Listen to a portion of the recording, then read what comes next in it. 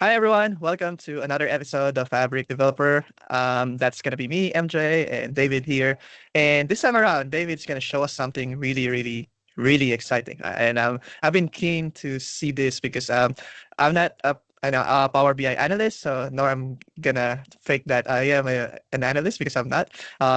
David is much more aligned in terms of skill set and experience around that, and he's going to show us like the changes that has been implemented with this new file format, and how you can actually apply some Copilot and capabilities around the full agents and stuff like that as well. So without further ado, I'll hand it over to you, David. Tell us more. Hey, thanks, MJ. Yes, so we have somewhat covered this particular topic before it's the Power BI project file. Because one of the big problem when you work in a team that sometimes involve large Power BI reports, and it doesn't really support collaboration, version control, all of those stuff we love from a dev perspective. So Power BI project file is one huge step towards that direction. And for people who doesn't know this already, the Power BI is actually just two main parts. One is the data that supports the dashboard, and the other part is just a whole bunch of JSON that kind of just takes care of the modeling. It takes care of the visual and also the backend pipelines as well. So the project file, one of the key benefits, it actually allows you to actually break it up. And once you break it up, you can actually store it into Git. Because before that, you have everything is in one file. If you actually put it into It's Git, just one binary, right? Just literally binary that Git yeah, can't understand. It's just like an exe, like it's a block box file. Like you don't know what's inside. yeah, exactly. So let me share my screen. Here I've got a COVID dashboard. Is this, one of the things that we got out of COVID is lots of data, and everyone has been doing a bit of dashboard on that. So this one covers a bit of the COVID data. It's 10 megabyte. As you can imagine, with the Git repo, this is not something that you want to actually store in there. This is just a very high level view about the dashboard. I was kind of doing it just for fun.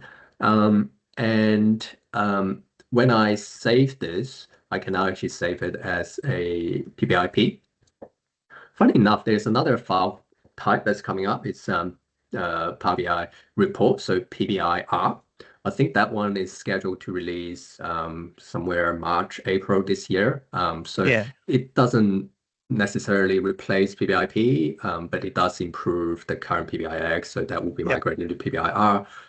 So now I have a Git repo, and I want to just create a new folder for this. I'll call it COVID Workspace because on the GitHub integration for Fabric, you can actually link it to the actual folder as well. So I can actually have this as a folder with multiple reports that covers the same kind of workspace. Yes. So let me save it. So I already have my VS Code connected to it. And so this was the original PBIX file, as you can see. If I open it, yeah, not very useful, Yeah, but it's big. not very useful. Yeah. Um, Let me close you. Close. Okay, so yeah, I'll just git ignore. I'll just ignore that. You can still stay in there, but just make sure it doesn't get updated. So when I save the PBIP, actually, it might be better to actually see it from here. So now I have saved a PBIP file, and as you can see, this is the PBIP dashboard file, and you have two folders associated with it as well as a report and semantic model. And now, if I go to the semantic model and look at this cache.abf, so this is the file that contains all the data. I see. So I see. obviously, what I do is come in here, hit ignore, and just ignore that. And that means the file size is greatly reduced. So we go from 10 megabytes to just maybe And this is 100 what you're storing kilobytes. on Git anyway, right? Like there's no point of storing the actual cache data on Git. Yeah. Yeah, yeah, 100%. Yeah. So this is great for collaboration and everything else. So with this, I've got 75 files that just been added. So I will just go terminal. So I added all of them and I'll just commit new dashboard. So now I have committed the the whole PBIP file. I can actually play around with it, right? So let's take a look what's actually inside. It's actually contains everything, quite Yeah, surprisingly. but in a way that it's dissected contextually, right? Rather than just one big giant file, right?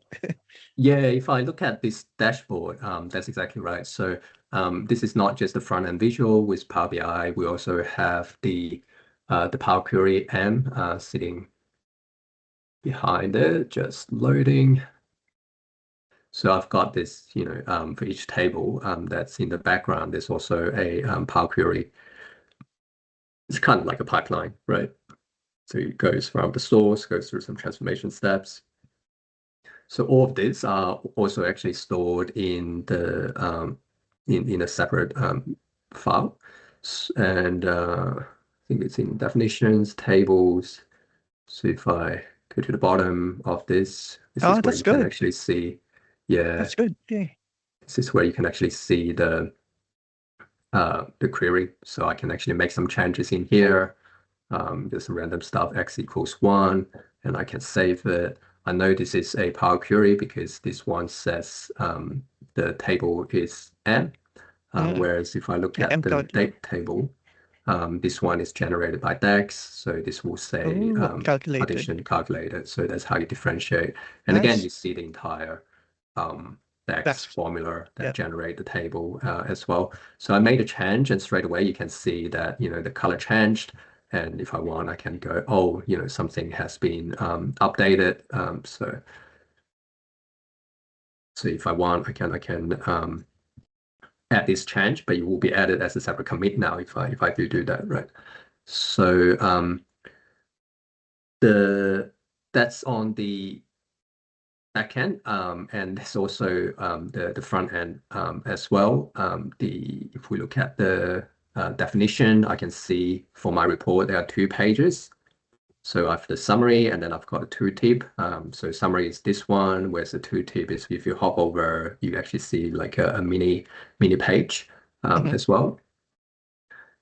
So that aligns with the 2 folders in here. So the first one is the report. So if I expand that, we can actually see all the different Oh, visuals as wow. separate folders. And so each one of them, we can actually see there's like, all the detail related to that particular visual in here as well. And we can actually make changes to it, obviously. And we've made it. Let me find one that's a bit more obvious. World. I'll find the title visual. So this world of COVID, that's this particular text box, right? So in here, let me just reduce the font size. Like it won't display straight away to change. So what I need to do is actually close it and reopen it. So we've made 2 changes so far from the code. So one is the font size, and also I've added in the Power Query M, x equals 1. Oh, Yeah, so you can see the text font just changed. And if we go back to the transform data, which one did I add? Oh yeah, here you go. So you can actually see this. It doesn't do anything, but yeah, it yeah, doesn't do it anything, just but yeah, that's good. yeah. That is awesome. Yeah. Wow. Wow, Any that's amazing. Yeah. I think that means that a pro coder like me can now work on a low code platform like this, but mostly doing in VS Code then.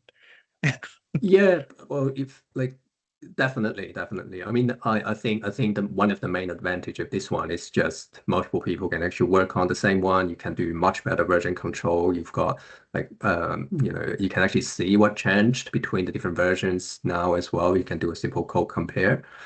But the other thing is now everything's in code, right? So it doesn't really stop us from obviously I've already done this earlier, but I can do things like add a new page, right? Mm, This is Copilot. just Yes. Copilot. Nice. Yeah.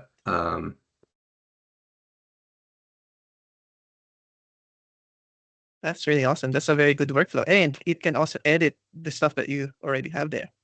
Right. Yeah, you can. I've tried a few play around with a few of this Copilot things. It's not that reliable as yet. Yeah. Yeah, it Well, can actually we still crash need the whole experts thing. like you then. Yeah. I think so. For the time being. But like let's just say sometimes it referenced the wrong hash like the code here, and it will actually just break the whole front end, right? So there's a couple of things that just obviously still need to be careful. So that's why I'm just going with a new page with a single line chart here. And while it kind of just does the magic, I will close this and wait for GPT 5.1 Codex Max to Hmm. do its magic. Oh, while we're on it, so TMDL. Yeah. That's well, what is the MDL? By the way, that's for those who don't know, that's actually in the exam. Yeah, tabular model definition language from Yeah. memory. I think that's what M stands for, model. And it's a definition language like many similar ones. It just contains basically everything, a bit of everything. And yeah, every table has got one associated. Yeah.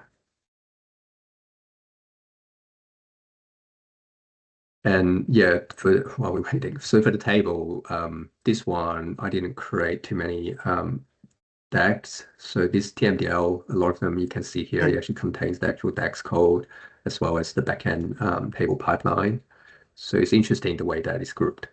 I know for a fact that the PBIR, when it does get released, it will Yep. change the folder structure a bit as well. So I'm interested to see at this level how it's gonna look for the new format. Yeah, and I think I'm just guessing maybe the Git Copilot integration and stuff like that would probably work better. So with the PBIR, given that that's kind of like the direction of a lot of things lately, right? So think of it like the Vibe reporter now, the Vibe analyst.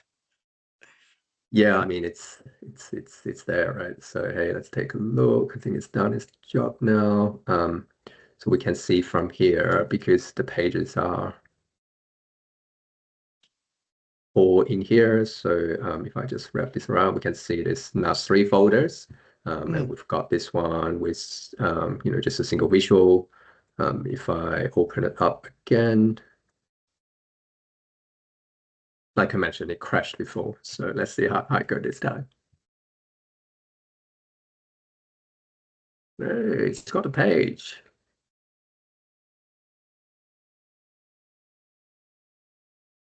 Oh, but it's blank. Yeah, I think there's probably just some of Works. the measures that's not being referred Yeah. properly. I don't know why it's blank. Yeah, okay. It's got one of the filter that's applied. Yeah, if I clear that, that's fine. But this chart, this whole page is generated by Copilot. So as the maturity improve, I think we'll probably see a lot of potentials in this area as well. Oh, there you go. Yeah, and again, I think it's still okay, right? Like Yeah. it's still helping you, but it's not helping me yet. You know what I mean, right? Like it's helping you because you know how this works and you just found a way to make it faster for your particular workflow. But for me, who doesn't know about this domain, this capability, Mm, like how to do visuals reporting, which I kind of know a little, right? But not yeah. again as experienced as you. It's gonna frustrate me, right? Because yeah, like I think but that's the thing, right? Like in any tooling, in any foundation, in any capabilities, you need the right foundations to support that. Okay, otherwise you're just organizing chaos. Yeah, we can definitely have another episode to talk a little bit deeper. I think like a broad knowledge of a lot of things, like not too high level. You kind of need to be reasonable with a lot of the areas to really to take full advantage of the AI Exactly. stuff, right? So All right, yeah, so that's we'll it. finish up with that one. So thanks everyone. Thanks for watching, and keep us posted for any topics that you're probably interested in. And we'll see you again next week. All right. Thanks. Thank you.